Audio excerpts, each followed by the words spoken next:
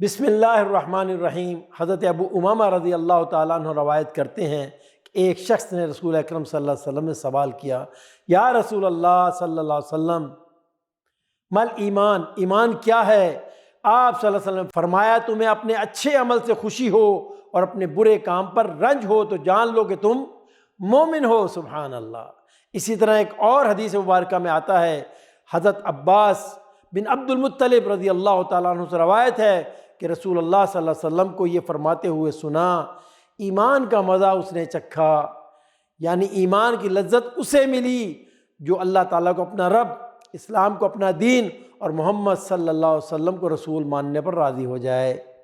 مطلب یہ ہے کہ اللہ تعالیٰ کی بندگی اور اسلام کے مطابق عمل اور حضرت محمد صلی اللہ علیہ وسلم کی اطاعت اللہ تعالیٰ اس کے رسول اور اسلام کی محبت کے ساتھ ہو۔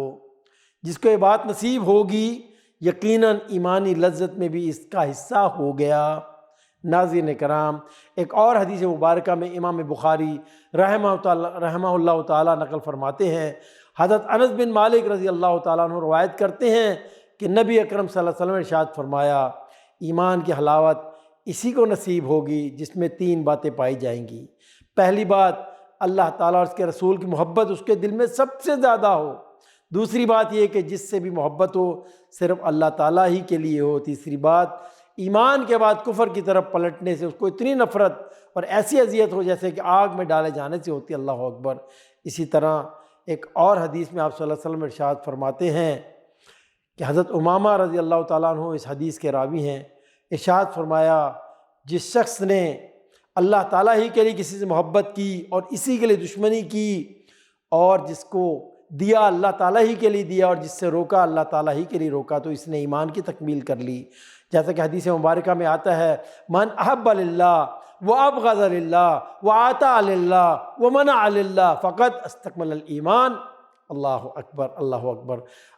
ناظرین کرام، ہم جو بھی کام کریں اس میں بس نیت یہ کرنی ہے کہ میں نے اپنے رب کو راضی کرنا ہے۔ اگر یہ نیت کریں گے تو انشاءاللہ جو بھی عمل کریں گے اس کے فوائد تو حاصل ہوں گے ہی، لیکن اس کے ساتھ ساتھ اللہ تعالیٰ کی رضا بھی حاصل ہو جائے گی۔ جیسا کہ ہم حدیث میں سنتے ہیں کہ ایک صحابی نے اپنے گھر کے اندر ایک روشن دان رکھا اور آپ صلی اللہ علیہ وسلم کو اپنے گھر بلایا۔